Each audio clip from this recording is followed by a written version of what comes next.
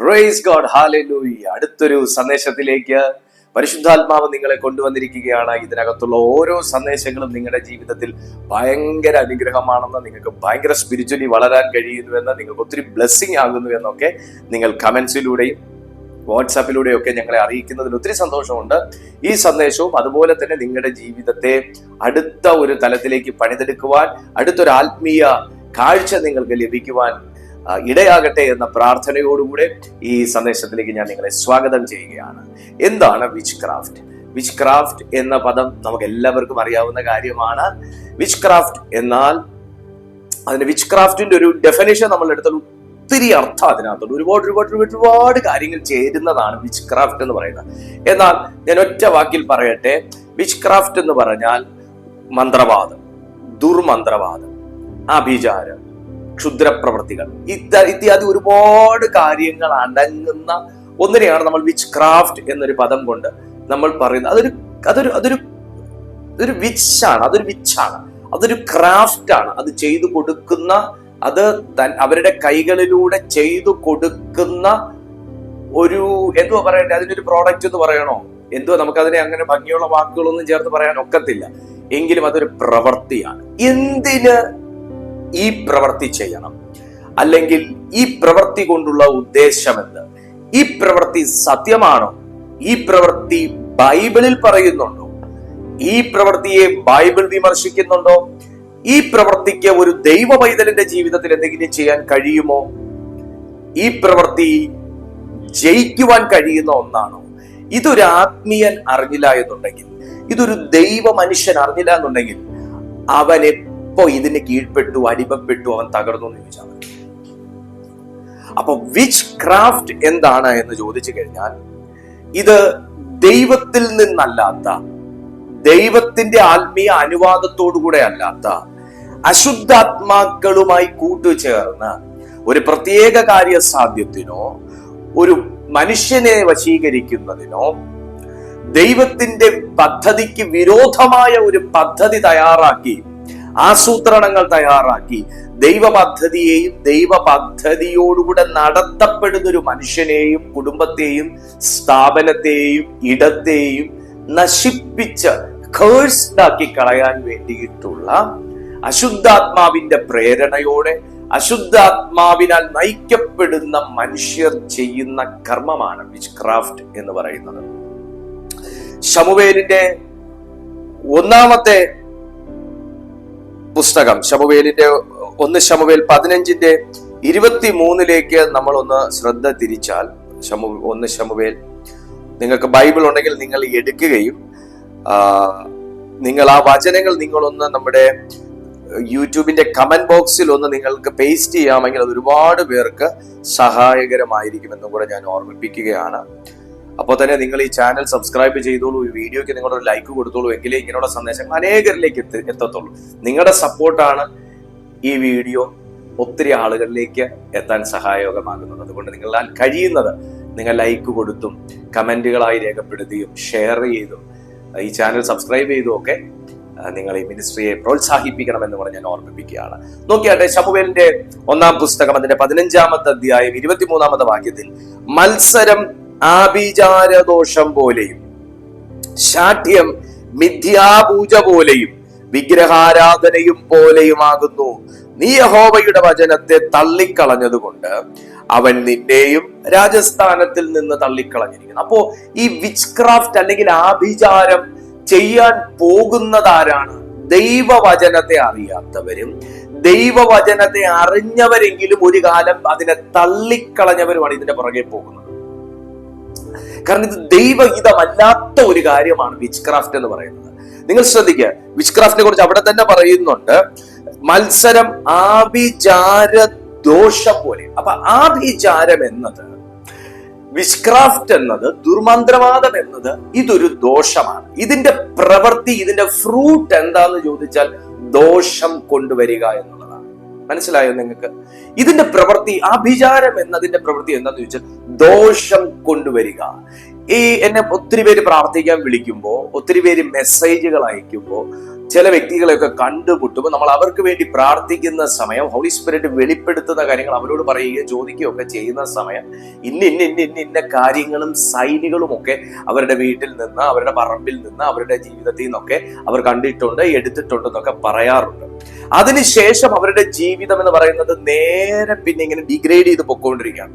നല്ല ഉയർച്ചയിൽ പോയ ഒരു സ്ഥാപനം, നല്ല രീതിയിൽ ജീവിച്ചുകൊണ്ടിരുന്ന ജീവിതം, നല്ല ആരോഗ്യത്തോടെ വളരെ എനർജറ്റിക് ആയി ജീവിച്ചുകൊണ്ടിരുന്ന ഒരു കുടുംബം സഡൻലി എന്തോ വന്ന് അറ്റാക്ക് ചെയ്തതുപോലെ അവരുടെ ജീവിതത്തിന്റെ അങ്ങ് വല്ലാതെ ഡീഗ്രേഡ് ചെയ്ത് അങ്ങൊരു ഒരു ഡൗൺ സ്കെയിലിലേക്ക് അവരെ അങ്ങ് കൊണ്ടുപോകുന്ന ഒരു അവസ്ഥ എത്തി നിൽക്കുമ്പോഴാണ് അവർ പ്രാർത്ഥിക്കാൻ വരുന്നത്, അവർ ദൈവത്തെ അറിയുന്നത്, അവർ ദൈവത്തെ വിളിക്കുന്നത്. അന്നേരം ആ പരിശുദ്ധാത്മാവ് വെളിപ്പെടുന്ന ഇന്ന ചില ദോഷകർമ്മങ്ങൾ ഇവരുടെ ജീവിതത്തിന് നേരെ നിൽക്കുന്നു. ഇന്ന് ഈ മെസ്സേജ് കേട്ടുകൊണ്ടിരിക്കുമ്പോൾ നിങ്ങളിൽ പലർക്കും അങ്ങനെയുള്ള ചില അനുഭവങ്ങൾ ഉണ്ടായവരായിരിക്കാം.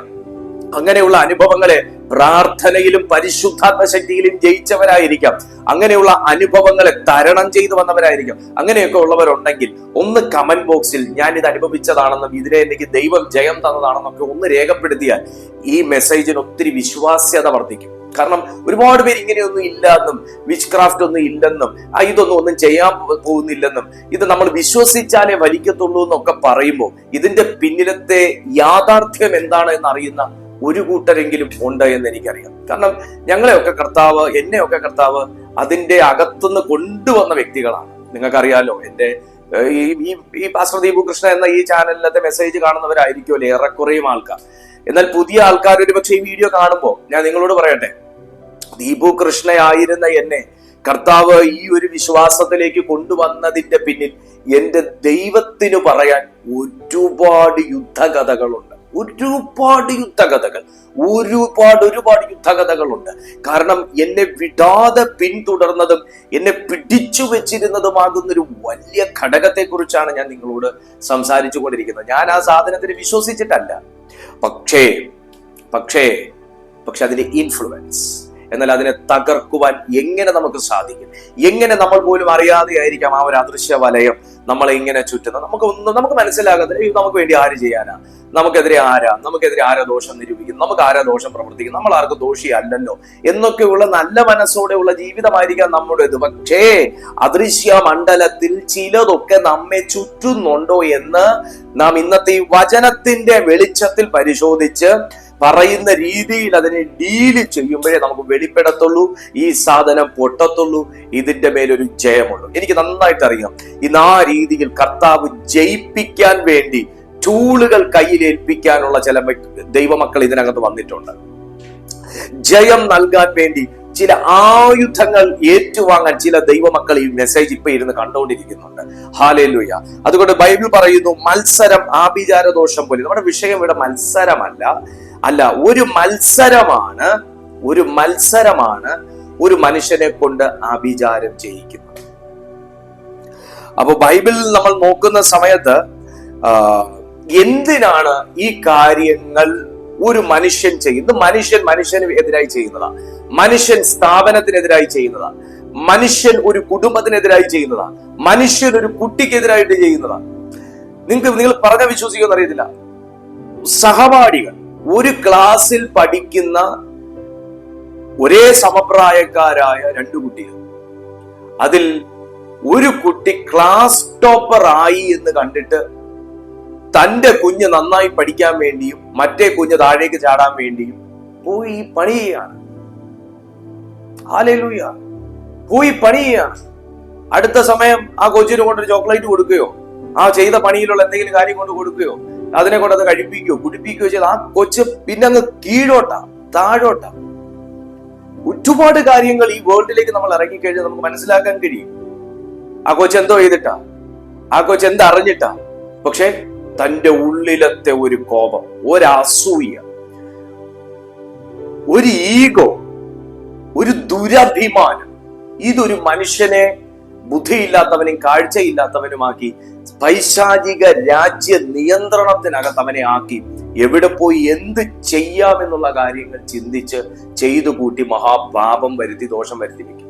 ഞാനൊരു കാര്യം പറയാം, ഇങ്ങനെയൊക്കെ പോകുന്നതിന്റെ ദോഷം എന്ന് പറഞ്ഞാൽ ഇങ്ങനെയൊക്കെ ചെയ്യാൻ പോകുന്നതിന്റെയും ഒരു നല്ല കാര്യത്തിന് വേണ്ടിയിട്ടല്ലേ, നല്ല ഉദ്ദേശത്തോടെ അല്ലേ എന്നൊക്കെ പറഞ്ഞ് ചെയ്യാൻ പോകുന്നതിന്റെ ദോഷം എന്നൊക്കെ പറഞ്ഞാൽ നമുക്കത് പറഞ്ഞു ഫലിപ്പിക്കാൻ പറ്റാത്ത ദോഷമാണ്.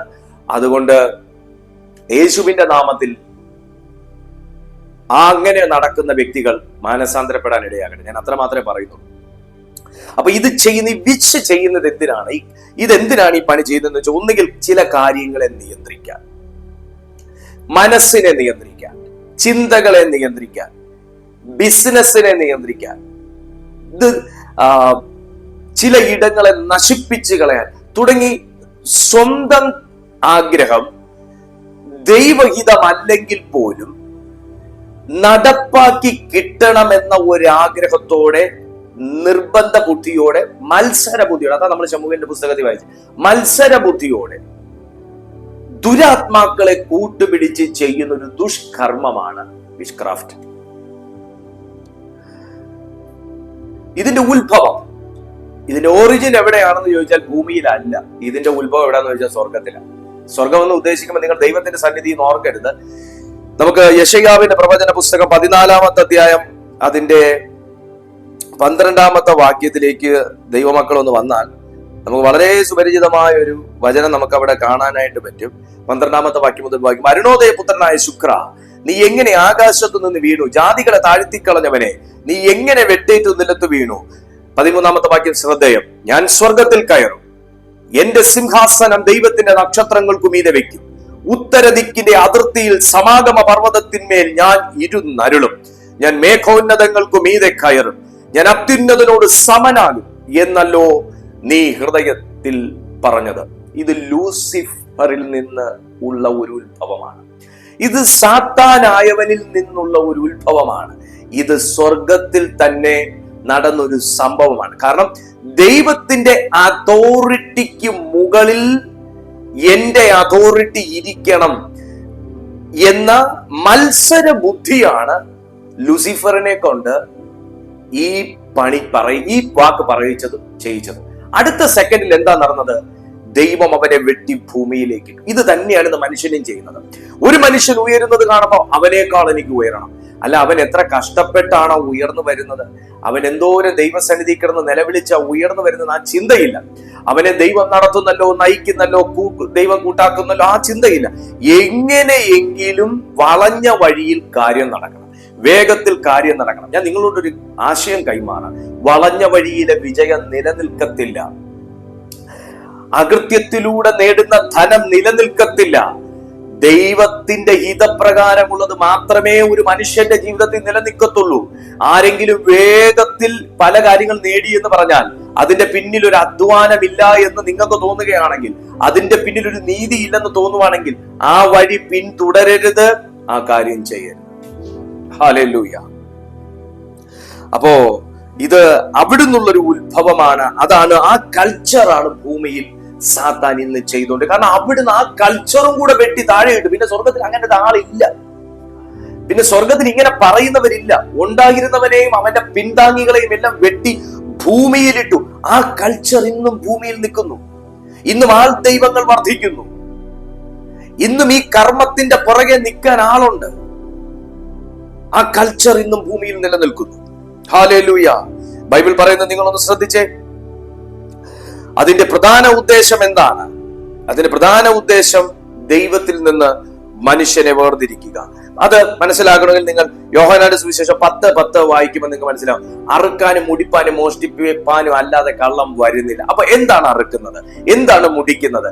എന്താണ് മോഷ്ടിക്കുന്നത്? വിച്ച് ക്രാഫ്റ്റിന്റെ പ്രവൃത്തി അല്ലെങ്കിൽ ആ സ്പിരിറ്റിന്റെ പ്രവൃത്തി എന്താന്ന് ചോദിച്ചു കഴിഞ്ഞാൽ, ആ പ്രവൃത്തി എന്താന്ന് ചോദിച്ചു കഴിഞ്ഞാൽ അറുക്കുക, മുടിക്കുക, മോഷ്ടിക്കുക. നമ്മുടെ ജീവിതത്തിന്റെ നേരെ ഈ സാധനം ആഞ്ഞടിക്കുന്നുണ്ടെങ്കിൽ നമ്മുടെ ലൈഫിലുള്ളതിനെ തകർക്കുക എന്നാണ് അതിന്റെ മീനിങ്. അതുകൊണ്ടാണ് ഇതിന്റെ പ്രധാന 5 ലക്ഷ്യങ്ങൾ, വിച്ച് ക്രാഫ്റ്റിന്റെ പ്രധാന 5 ലക്ഷ്യം. ഒന്ന്, ദൈവത്തിൽ നിന്നും, ദൈവം നിങ്ങൾക്ക് തന്നതിൽ നിന്നും നിങ്ങളെ വേർതിരിക്കുക.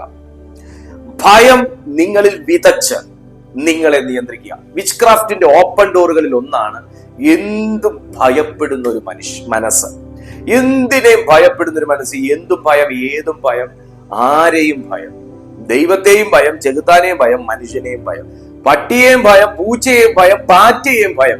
ഈ ഭയം എന്നത് അവന് വിച്ച്ക്രാഫ്റ്റിനെന്ന് മാത്രമല്ല, അശുദ്ധാത്മാക്കൾക്ക് നമ്മുടെ വീട്ടിൽ കയറി നമ്മുടെ അശുദ്ധാത്മാക്കൾക്ക് നമ്മുടെ മനസ്സിൽ കയറി ഒരു ഫ്ലാറ്റ് പണിയാനുള്ള ഒരു സ്വാതന്ത്ര്യമാണ്, ഓപ്പൺ ഡോറാണ് ഭയം എന്ന് പറയുന്നത്. അപ്പോ ഭയം നമ്മൾ സൃഷ്ടിച്ച് നമ്മളെ നിയന്ത്രിക്കുക.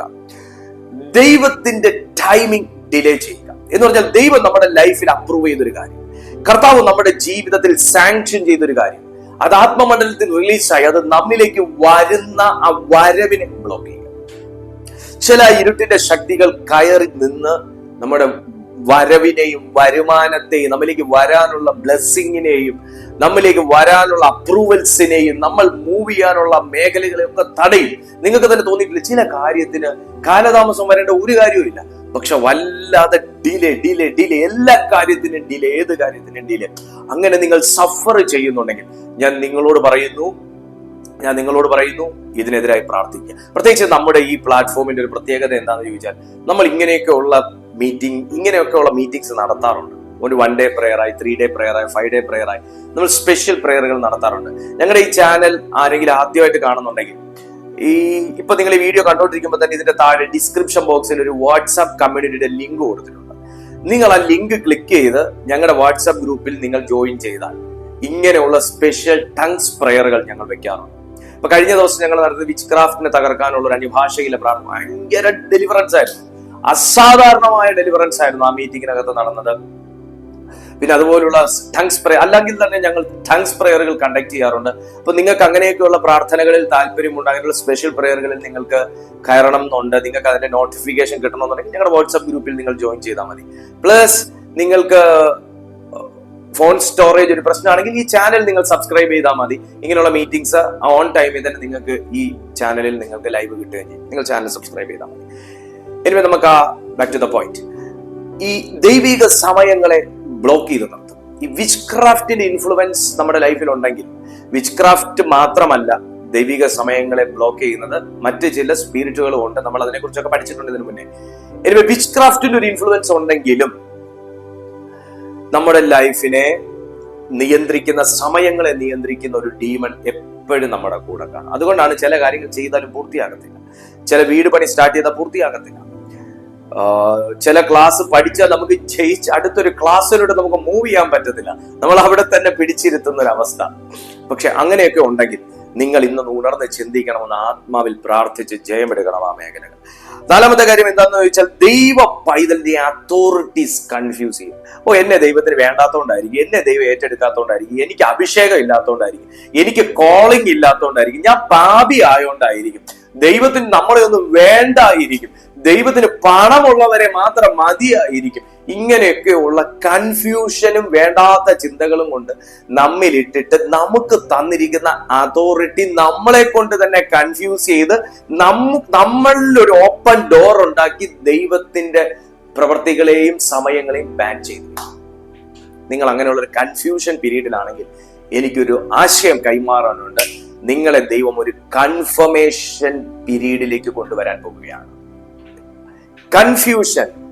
കൺഫർമേഷൻ ആയി മാറാൻ പോകുന്നു. ഒന്ന് ടൈപ്പ് ചെയ്യാൻ പറ്റുമോ? താഴെ ഒന്ന് ടൈപ്പ് ചെയ്യാൻ പറ്റുമോ? കൺഫ്യൂഷൻസ് കൺഫർമേഷനായി കൺവേർട്ട് ചെയ്യാൻ പോകുന്നു. കൺഫർമേഷനായി കൺവേർട്ട് ചെയ്യാൻ പോകുന്നു. ഹല്ലേലൂയ. 5-മത്തെ കാര്യം എന്താന്ന് ചോദിച്ചാൽ, വ്യാജ ശക്തി കൊണ്ട് യഥാർത്ഥ ശക്തിയെ മറയ്ക്കും എന്ന് പറഞ്ഞാൽ, നമ്മൾ പറഞ്ഞല്ലോ, ഈ വിച്ച്ക്രാഫ്റ്റ് ചെയ്യുന്ന ഒരിക്കലും ദൈവത്തിനെയോ ദൈവത്തിന്റെ ദൂതന്മാരെയോ വിളിച്ചു വരുത്തി ഒന്നും അല്ല, ദൈവത്തിന്റെ ഇഷ്ടത്തോടെ അല്ല, ദൈവത്തിന് ഇഷ്ടമില്ലാത്ത, ദൈവം വെറുക്കുന്ന ഒരു കാര്യമാണ് അഭിചാരം, മന്ത്രവാദം, വിച്ച്ക്രാഫ്റ്റ് എന്നൊക്കെ പറയുന്നത്. അപ്പോ അശുദ്ധാത്മാവിന്റെ ശക്തിയിൽ ആശ്രയിച്ച് ദൈവശക്തിയെ മറയ്ക്കും എന്ന് പറഞ്ഞാൽ, ചില ഇടങ്ങളിൽ നടക്കുന്ന അത്ഭുതങ്ങൾ, ചില ഇടങ്ങളിൽ നടക്കുന്ന വീര്യപ്രവൃത്തികൾ നമുക്ക് ഇങ്ങനെ അവിടെ അത് നടക്കുന്നു, ഇവിടെ ഇത് നടക്കുന്നു, അതിന്റെ 2 ശക്തി ഒന്നല്ലേ? നോ, അല്ല. നമുക്കത് അപ്പോസ്തല പ്രവൃത്തികളിൽ നമുക്ക് ശിമോൻ എന്ന് പറയുന്ന ഒരു മന്ത്രവാദി, സൈമൺ എന്ന് പറയുന്ന ഒരു മന്ത്രവാദി, അപ്പോസ്തല പ്രവൃത്തി 8-ാമത്തെ അധ്യായത്തിൽ പൗലോസ്ലീഹ ക്യാരി ചെയ്തിരുന്ന അതോറിറ്റി വാങ്ങാൻ ശ്രമിച്ചു. നിങ്ങൾ മനസ്സിലായോ ആ പാപം എത്ര വലുതാണ്? പൗലോസ്ലീഹ ക്യാരി ചെയ്ത അതോറിറ്റി വാങ്ങാൻ ശ്രമിച്ചു, പൈസ കൊടുത്ത് വാങ്ങാൻ ശ്രമിച്ചു. എന്ന് പറഞ്ഞാൽ അതൊക്കെ ഞാൻ ആ നാമത്തിൽ ഞാൻ ചെയ്യട്ടെ, ആ പവർ വാങ്ങാൻ ശ്രമിച്ചു. അതുപോലെ അപ്പോസ്തല പ്രവൃത്തികൾ 13-ാമത്തെ അധ്യായത്തിൽ, അപ്പോസ്തല പ്രവൃത്തി 13-ാമത്തെ അധ്യായത്തിൽ എലിമാസ് എന്ന് പറയുന്ന മനുഷ്യൻ ദൈവവചനത്തെ തടയാൻ ശ്രമിച്ചിട്ട് പൗലോസ് യൂസ് ചെയ്യുന്ന യേശുവിന്റെ നാമത്തിൽ അത്ഭുതങ്ങൾ ചെയ്യാൻ ശ്രമിച്ചു. മനസ്സിലായോ? അപ്പോ എങ്ങനെ അതുവരെ ആ മനുഷ്യൻ വ്യാജ ആത്മാവിൽ പ്രവൃത്തി ചെയ്തുകൊണ്ടിരുന്ന മനുഷ്യനാണ്. വ്യാജ ആത്മാവിൽ പ്രവൃത്തി ചെയ്തുകൊണ്ടിരുന്ന മനുഷ്യൻ ദൈവവചനത്തിന്റെ ഫ്ലോ തടയാൻ വേണ്ടി, എന്ന് പറഞ്ഞാൽ എന്നിലൂടെ പ്രവർത്തിക്കുന്ന ദൈവമാണെന്നൊന്ന് അറിയാൻ വേണ്ടി, ദൈവവചനത്തിന്റെ ഫ്ലോ തടയാൻ വേണ്ടി ആ മനുഷ്യനെ ഇങ്ങനൊരു ചിന്തയിലേക്ക് ആ മനുഷ്യന്റെ മനസ്സ് പോയി. ആ മനുഷ്യൻ അന്ധനായി മാറി. ഞാൻ പറഞ്ഞു വന്നതിന്റെ സാരം, ദൈവത്തിന്റെ ശക്തി പർച്ചേസ് ചെയ്യാൻ പറ്റുന്ന ഒന്നല്ല. വ്യാജമാകുന്ന അത്ഭുതങ്ങളും അടയാളങ്ങളും കണ്ട് അതിന്റെ പുറകെ പോകരുത്. വ്യാജമാകുന്ന ചില റിസൾട്ടുകൾ കേട്ട് അതിന്റെ പുറകെ പോകരുത്. എന്തും കർത്താവ് നമ്മുടെ ജീവിതത്തിൽ ചെയ്യാൻ വിശ്വസ്തനാകട്ടോ. ഞാൻ നിങ്ങളോടൊരു കാര്യം പറയും, നിങ്ങളുടെ ജീവിതത്തിൽ ഒരു അത്ഭുതം നടക്കാൻ ഒരു വളഞ്ഞ വഴി പോകണ്ട. നിങ്ങളുടെ വീട്ടിൽ ഒരു അത്ഭുതം നടക്കാൻ, നിങ്ങളുടെ ജീവിതത്തിൽ അത്ഭുതം നടക്കാൻ എവിടെയും പോയി നമ്മൾ ഒന്നും കാണിച്ചു കൂട്ടണ്ട. നമുക്ക് വിശ്വസ്തയോടെ ദൈവത്തിന്റെ മുമ്പിൽ പ്രാർത്ഥനയോടെ, സമർപ്പണത്തോടെ, വിശുദ്ധിയുള്ളൊരു മനസ്സോടെ, ഏകാഗ്രതയുള്ളൊരു മനസ്സോടെ, ചാഞ്ചാട്ടമില്ലാത്തൊരു ഹൃദയത്തോടെ കർത്താവിങ്കിലേക്ക് നോക്കിയവരെ കുറിച്ച് ബൈബിൾ പറയുന്നത് അവങ്കിലേക്ക് നോക്കിയവർ പ്രകാശിതരായി എന്നാണ്. അവരിരുണ്ടുപോയി എന്നല്ല, അവരുടെ മുഖം ലജ്ജിച്ചു പോയി എന്നല്ല, കർത്താവിങ്കിലേക്ക് നോക്കിയവർ പ്രകാശിതരായി എന്നാണ് പറയുന്നത്. ഇന്ന് നമുക്ക് വേഗത്തിൽ കാര്യങ്ങൾ നടക്കണമെന്ന് ആഗ്രഹിക്കുന്നവരാണ്. വേഗത്തിൽ എന്തെങ്കിലുമൊക്കെ വളരണം, എങ്ങനെയെങ്കിലും പെട്ടെന്ന് പണം ഉണ്ടാവണം, പെട്ടെന്ന് വളരണം, പെട്ടെന്ന് ഫേമസ് ആകണം. ദൈവത്തിൽ നിന്നല്ലാതെ ഒന്നുമില്ല, ദൈവത്തിൽ നിന്നല്ലാതെ ഒന്നുമില്ല. അപ്പോ ആ നിലയിൽ നമുക്ക് അത്ഭുതങ്ങൾ, അടയാളങ്ങൾ ഒക്കെ വ്യാജമായി സൃഷ്ടിച്ചിട്ട്, ദുഷ്ടാത്മാവിനാൽ സൃഷ്ടിച്ചിട്ട്, ഇപ്പം പൗലോസ്ലീഹ നടന്നുപോയ സമയത്ത്, പൗലോസ് ശീലാസ് നടന്നുപോയ സമയത്ത് ലക്ഷണവിദ്യ പറയുന്ന ഒരു സ്ത്രീ ഇവരുടെ ആഗമന ഉദ്ദേശത്തെ പ്രവചിച്ചു. അപ്പൊ നിങ്ങളൊന്ന് ഓർത്ത് നോക്കിക്കേ, അത് ദൈവാത്മാവിലല്ല. ഉടനെ പൗലോസ് തിരിഞ്ഞ് സ്തോത്രം ചെയ്യുകയല്ല ചെയ്ത, പൗലോസ് തിരിഞ്ഞ് അവളിലുള്ള അശുദ്ധാത്മാവിനെ ശാസിച്ചു എന്നാ പറയുന്നത്. അപ്പൊ നോക്ക്, ആ പ്രവചനം പോലും വെളിച്ചപ്പാടിന്റെ ആത്മാവിനാണ് നടന്നു എന്ന് പറയുമ്പോൾ ദൈവത്തിന്റെ ആത്മാവും വെളിച്ചപ്പാടിന്റെ ആത്മാവും ഒന്നല്ല. മനസ്സിലായോ? ആത്മാക്കളെ അതാ കൊരിന്ത്യർക്കെഴുതിയ ലേഖനത്തിൽ പറയുന്ന ആത്മാക്കളുടെ വിവേചനം. ആത്മാക്കളെ വിവേചിക്കണം. ഒന്ന് പ്രാർത്ഥിച്ചേ, കർത്താവ് എനിക്ക് ആത്മാക്കളെ വിവേചിക്കാനുള്ളൊരു വരം, ആത്മാക്കളെ വിവേചിക്കാനുള്ള ഒരു കൃപ എനിക്കൊന്ന് തരണമേ കർത്താവേ എന്നൊന്ന് പ്രാർത്ഥിച്ചേ. ഹല്ലേലൂയ. അപ്പോ അവിടെ പൗലോസ് ആത്മാക്കളെ വിവേചിച്ചു. അതുകൊണ്ട് അവളിൽ ആ ബാലികയിലുള്ള ആ അശുദ്ധാത്മാവിനെ ശാസിച്ചത്, അവളിൽ നിന്ന് ഭൂതം വിട്ടുപോയത്. അപ്പൊ അങ്ങനത്തെ ദൈവത്തിന്റെ ശക്തിയെ കൺഫ്യൂസ് ചെയ്യാൻ വേണ്ടിയിട്ടുള്ള പ്രവർത്തനം, ഇത് വിഷ്ക്രാഫ്റ്റിന്റെ ഒരു പ്രവർത്തനമാണ്. നമ്മളിങ്ങനെ ചിന്തിക്കും, ഞാൻ ഈ ദൈവത്തെ അറിഞ്ഞതുകൊണ്ട് അന്ന് മുതൽ എന്റെ വീട്ടിൽ ഇത്രയും പ്രശ്നം, ഞാൻ ഈ വിശ്വാസത്തെ വന്നതുകൊണ്ട് ഇത്രയും പ്രശ്നം, ഞാൻ ഈ പ്രാർത്ഥിക്കുന്നതിന് മുന്നേ എനിക്ക് ഇങ്ങനത്തെ പ്രശ്നമേ ഇല്ലായിരുന്നു തുടങ്ങി ഒത്തിരി ചിന്തകളാൽ കൺട്രോൾ ചെയ്യപ്പെട്ടവർ ഈ മീറ്റിങ്ങിനകത്തുണ്ട്. ഞാനും അങ്ങനെ പണ്ട് ചിന്തിച്ചിട്ടുള്ള ഒരു മനുഷ്യനാണ്. ഈ വിശ്വാസത്തിൽ വന്നതിന് ശേഷം ഇത്രയും പ്രശ്നം, പോരാട്ടം, മറ്റേതിൽ തന്നെ നിന്നാ മതിയായിരുന്നു തുടങ്ങി ഒത്തിരി ചിന്തകൾ എന്റെയും ജീവിതത്തിൽ എന്നെ ഭരിച്ചിട്ടുണ്ട്. പക്ഷെ ഞാൻ അറിഞ്ഞില്ല അതൊക്കെ ഇങ്ങനെ ഒരു ഡിമോണിക് കൺട്രോൾ ആണെന്നുള്ളത്. പിന്നത്തേതിൽ ദൈവം അതിൽ നിന്നൊക്കെ സ്വാതന്ത്ര്യം തന്നു. അതിനെ ഓർത്ത് ദൈവത്തെ സ്തുതിക്കുന്നു. സോ അങ്ങനെ നമ്മളെ കൺഫ്യൂസ് ചെയ്ത് നമ്മളെ എങ്ങനെയെങ്കിലും നമ്മളെ ദൈവത്തിൽ നിന്നൊന്ന് അകറ്റുക, അതാണ് ഇതിന്റെ ഉദ്ദേശം. എന്നാൽ അതിൽ വീണു കൊടുക്കരുത്, ശക്തിയോടുകൂടെ നിൽക്കുക. ബൈബിളിൽ വിച്ച്ക്രാഫ്റ്റ് എങ്ങനെ പ്രവർത്തിച്ചു എന്ന് ചോദിച്ചാൽ, ഇതെല്ലാം പ്രവർത്തിക്കാൻ ഓരോരോ വ്യക്തികളെ സാത്താൻ അപ്പോയിന്റ് ചെയ്തു. അതിലെ ഒരു വ്യക്തിയാണ് നമ്മൾ നേരത്തെ പറഞ്ഞത്, ശിമോൻ എന്ന് പറയുന്ന മന്ത്രവാദിയായ ഒരു മനുഷ്യൻ, എലിമാസ് എന്ന് പറയുന്ന ഒരു മന്ത്രവാദിയായ ഒരു മനുഷ്യൻ. അങ്ങനെ ദൈവം ഓരോരോ മനുഷ്യരെ അപ്പോയിന്റ് ചെയ്തു. ഇത് മനുഷ്യരിൽ കൂടെ തന്നെയാണ് സാത്താൻ ജീവിതത്തിൽ ചെയ്യുന്നത്. നമുക്കെതിരെ ഒരു കടുവയും വന്ന് വിച്ച്ക്രാഫ്റ്റ് ചെയ്യത്തില്ല, മനുഷ്യൻ തന്നെയാണ് ചെയ്യുന്നത്. നമുക്ക് മിത്രങ്ങളായിരിക്കുന്നവർ തന്നെ അവരുടെ ഉള്ളിൽ ശത്രുത സൃഷ്ടിച്ച്, അവരുടെ ഉള്ളിൽ ഒരു വേണ്ടാത്തൊരു ഇമോഷൻ കൊണ്ടുവന്ന് നമുക്കെതിരാക്കി ഏതെങ്കിലും വിധേന പ്രത്യക്ഷമല്ലാത്ത രീതിയിൽ നമുക്ക് ദോഷകാരിയാക്കി മാറ്റാൻ വേണ്ടി സാത്താൻ അവരെ ഉപയോഗിക്കുന്ന രീതിയാണ് ഈ രീതി. അതിനവർ പല രീതികൾ സ്വീകരിക്കുന്നു. അതിനവർ ഈ മാർഗത്തിൽ പോകും, മറ്റു പല മാർഗത്തിൽ പോകും. ചിലരാണെങ്കിൽ ഏഷണി പറഞ്ഞുണ്ടാക്കും, ചിലരാണെങ്കിൽ കൂട്ടിയടി ഉണ്ടാക്കും, ചിലരാണെങ്കിൽ പല അങ്ങനെ പല നിലകളിൽ ഒരു ദൈവ പൈതലിനെ തടയാനും തകർക്കാനും വേണ്ടി സാത്താൻ പലതും ചെയ്യും. ഇപ്പൊ നിങ്ങളുടെ ഓഫീസിലാണെങ്കിൽ ഒരു കാരണവും കാണത്തില്ല, പക്ഷെ നിങ്ങളോട് മിത്രമായി ഇരുന്നവരെ നിങ്ങളുടെ ശത്രുവാക്കി മാറ്റാൻ അവിടെ വന്ന് ആഭിചാരം ചെയ്യണമെന്നില്ല. അവിടെ ആഭിചാരം പോലെ തന്നെ ഒന്നാണ് മത്സരം എന്ന് പറയുന്നത്. ആ മത്സര ബുദ്ധി കാരണം നിങ്ങളെ കുറിച്ച് ദോഷമായിട്ട് എന്തെങ്കിലും നിങ്ങൾ അറിയാത്തൊരു കാര്യം നിങ്ങളുടെ സബോർഡിനേറ്റിനോടോ അല്ലെങ്കിൽ നിങ്ങളുടെ ബോസിനോടോ നിങ്ങളുടെ സുപ്പീരിയർ ഓഫീസറോടോ പറഞ്ഞാൽ മതി, നിങ്ങളുടെ കോവർക്കറിനോട് പറഞ്ഞാൽ മതി. അവിടെ ആ പ്രശ്നം സൃഷ്ടിക്കപ്പെട്ടു. കാരണം എങ്ങനെയെങ്കിലും ദൈവ പൈതൽ നിൽക്കുന്ന ഒരു സ്ഥലം കലക്കുക, ഇതവന്റെ ഒരു ഉദ്ദേശമാണ്. ദി ലാസ്റ്റ് വൺ, ദൈവ പൈതലിനെ വിച്ച് ക്രാഫ്റ്റ് ബാധിക്കുമോ എന്നുള്ളൊരു ചോദ്യം ഇതാണ്. ഒരു ദൈവ പൈതലിനെ വിച്ച് ക്രാഫ്റ്റ് ബാധിക്കുമോ, ആഭിചാരം ബാധിക്കുമോ, ദുർമന്ത്രവാദം ബാധിക്കുമോ? നേരിട്ട് അതിന് അധികാരമില്ല, 100% നേരിട്ട് അതിന് അധികാരമില്ല. കാരണം 1 യോഹന്നാൻ 4:4 പറയുന്നു, നിങ്ങളിലുള്ളവൻ ലോകത്തിലുള്ളവനേക്കാൾ വലിയവനാകും. നേരിട്ട് അതിന് അധികാരമില്ല. എന്നാൽ ഒരു ഡോർ നമ്മൾ തുറന്നു കൊടുത്താൽ അതിന് തീർച്ചയായിട്ടും ഇൻഫ്ലുവൻസ് ഉണ്ടാകും. എങ്ങനെയാണ് ആ ഡോർ തുറക്കുന്നതെന്ന് ചോദിച്ചാൽ, ഒന്ന് ഞാൻ നേരത്തെ നിങ്ങളോട് പറഞ്ഞ കാര്യം, ഭയം. ഭയപ്പെടുന്ന ഒരു മനോഭാവം, നമുക്കൊരു ധൈര്യമില്ലാത്തൊരു മനസ്സാണ് നമ്മുടേതെങ്കിൽ ഇതൊരു ഓപ്പൺ ഡോറാണ്. 2, തുടർച്ചയായ പാപം. അത് ഒരേ പാപമല്ല, ഏത് പാപവും കണ്ടിന്യൂസ് ആയി നമ്മുടെ ജീവിതത്തിൽ ഇങ്ങനെ വന്നുകൊണ്ടിരിക്കുകയാണെങ്കിൽ, വീഴ്ച വന്നുകൊണ്ടിരിക്കുകയാണെങ്കിൽ തീർച്ചയായും അതിന്റെ ഇൻഫ്ലുവൻസ് മറ്റേതൊന്നിനേക്കാളും ശക്തമായി നമ്മുടെ ജീവിതത്തിൽ ഉണ്ടാകും. പാപത്തിന് അങ്ങനെ ഒരു കുഴപ്പമുണ്ട്. ഈ ഡീമൺസിനെ ഡയറക്റ്റ് ആയിട്ട് കയറി വന്ന് അറ്റാക്ക് ചെയ്യാൻ പറ്റുന്ന ഒരു കാര്യമാണ് പാപം എന്ന്. കാരണം അവനെ നമ്മൾ എന്റർടൈൻ ചെയ്യാണ്, അവനെ എന്റർടൈൻ ചെയ്യുകയാണ്, അവനെ നമ്മൾ സന്തോഷിപ്പിക്കുകയാണ്. അപ്പോ അവനെ സന്തോഷിപ്പിക്കുക എന്ന് പറയുമ്പോൾ അവൻ ആ പ്രവൃത്തിയിലാണ് സന്തോഷിക്കുന്നത്. പക്ഷെ അത് ചെയ്യുന്ന നമ്മോട് അവന് ഭയങ്കര വൈരാഗ്യമാണ്. കാരണം നമ്മളെ ദൈവം രക്ഷിച്ച ദൈവത്തിന്റെ രൂപത്തിന് സാദൃശ്യത്തിലുമാക്കി നിർത്തിയേക്കുന്നുണ്ട്. നമ്മളെ എങ്ങനെ ഡിമോളിഷ് ചെയ്യുക എന്നുള്ളതാണ് അവന്റെ ഉദ്ദേശം. തുടർച്ചയായ പാപങ്ങൾ നമ്മുടെ ജീവിതത്തിൽ വരുന്നതിലൂടെ ഈ വിച്ച് ക്രാഫ്റ്റിന് നമ്മുടെ ജീവിത സ്വാതന്ത്ര്യമുണ്ട്.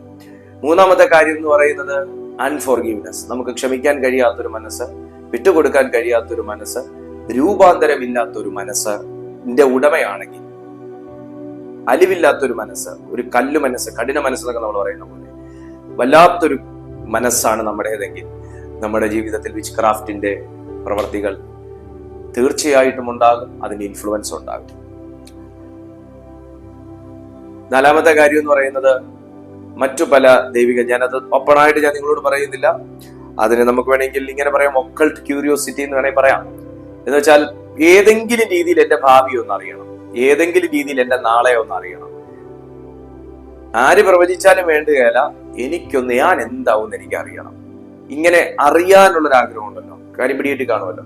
അങ്ങനെയുള്ള കാര്യങ്ങളുടെ പുറകെ നടക്കുന്നവർ, പരതുന്നവർ, വായിക്കുന്നവർ, അന്വേഷിക്കുന്നവർ, നോക്കുന്നവരുടെ ജീവിതത്തിൽ ഇതിന്റെ ഇൻഫ്ലുവൻസ് ഉണ്ടാകും. 5ാമത്തെ കാര്യം എന്താന്ന് ചോദിച്ചാൽ വചനത്തെ അവഗണിക്കുന്നവർ. ചിലർക്ക് ചില ടൈപ്പ് മെസ്സേജുകളോടായിരിക്കും ഭയങ്കര താല്പര്യം.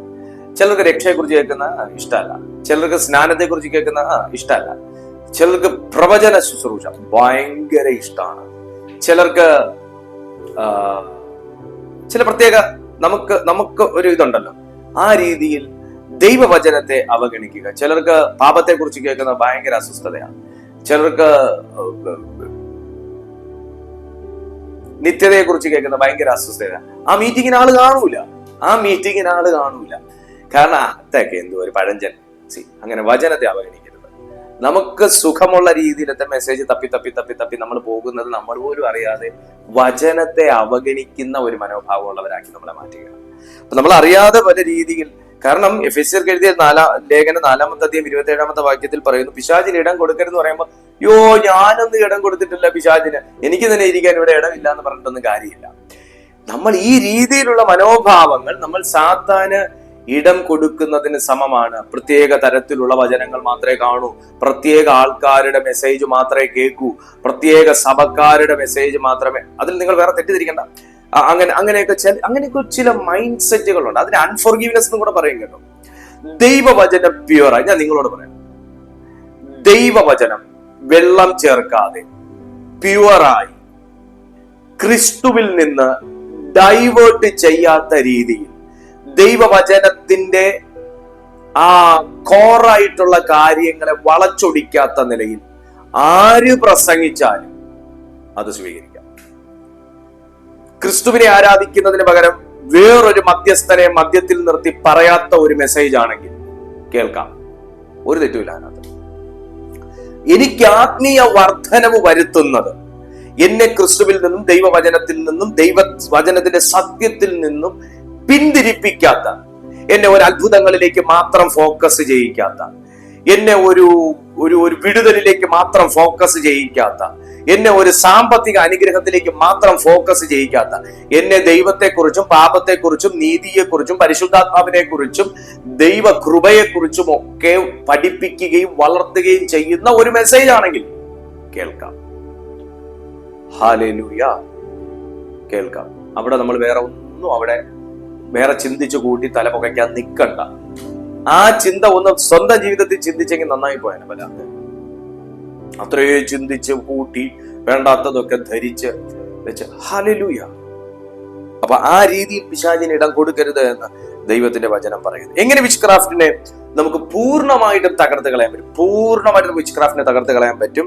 കൊലോസ്യർക്ക് എഴുതിയ ലേഖനം 2:15 പറയുന്നു, എല്ലാ അധികാരത്തെയും യേശു കീഴടക്കി, സകല വാഴ്ചയും യേശു കീഴടക്കി. വിച്ച് ക്രാഫ്റ്റിനെ ഒന്നാമത്തെ കാര്യം, ഈ സാധനത്തിനെ ഭയപ്പെടുന്നത് നിർത്തുക.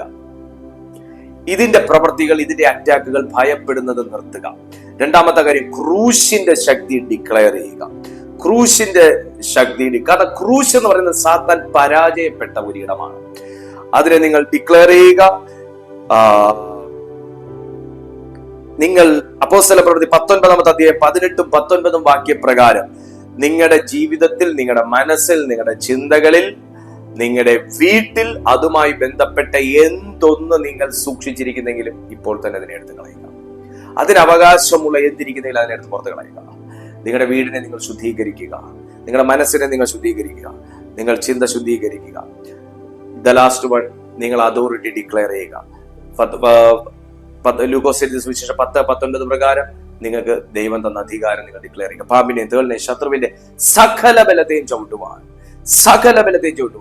യേശു തന്ന അധികാരം നിങ്ങൾ തുറന്നു കൊടുക്കുക. നിങ്ങൾ തുറന്ന ദോഷത്തിന്റെ വാതിലുകൾ അടയ്ക്കുക. നിങ്ങൾ അടച്ചു വെച്ചിരുന്ന അധികാരത്തിന്റെ വാതിൽ നിങ്ങൾ തുറന്നു കൊടുക്കുക. ഈ നിലയിലൂടെ നിങ്ങൾക്ക് ഏതൊരു ദുഷ്ടന്റെ തീയമ്പുകളെയും പ്രവർത്തികളെയും പവേഴ്സിനെയും നിങ്ങൾക്ക് തകർത്ത് ജയിക്കുവാൻ കഴിയും. പരിശുദ്ധാത്മാവ് അതിന് നിങ്ങളെ സഹായിക്കും. നിങ്ങളുടെ ജീവിതത്തിൽ പുതിയൊരു ഓപ്പണിംഗ് ഉണ്ടാകും. തീർച്ചയായിട്ടും ഈ സന്ദേശം നിങ്ങൾ ഇപ്പോൾ തന്നെ ലൈക്ക് ചെയ്യുക. നിങ്ങൾ ചാനൽ സബ്സ്ക്രൈബ് ചെയ്തിട്ടില്ലെങ്കിൽ ചെയ്യുക. മറ്റുള്ളവർക്ക് നിങ്ങൾ ഷെയർ ചെയ്ത് കൊടുക്കുക. നിങ്ങളുടെ അഭിപ്രായങ്ങൾ, നിങ്ങളുടെ പ്രാർത്ഥനാ വിഷയങ്ങൾ യൂട്യൂബിന്റെ കമന്റ് ബോക്സിൽ നിങ്ങൾക്കിടാം. ഇതിനുശേഷം കാണുന്ന വാട്സ്ആപ്പ് പ്രെയർ ലൈൻ നമ്പറിലേക്ക് നിങ്ങൾക്ക് അയക്കാനായി സാധിക്കും. കർത്താവ് നിങ്ങളെ സഹായിക്കട്ടെ, നിങ്ങളെ ബ്ലസ് ചെയ്യട്ടെ. അടുത്തൊരു ദിവസം പുതിയൊരു സന്ദേശവുമായി നാം കണ്ടുമുട്ടുന്നത് വരെ അത്യുന്നതന്റെ ചിറകിന്റെ കീഴിൽ സർവശക്തനായ ദൈവം നമ്മളെ സൂക്ഷിക്കട്ടെ. God be with U.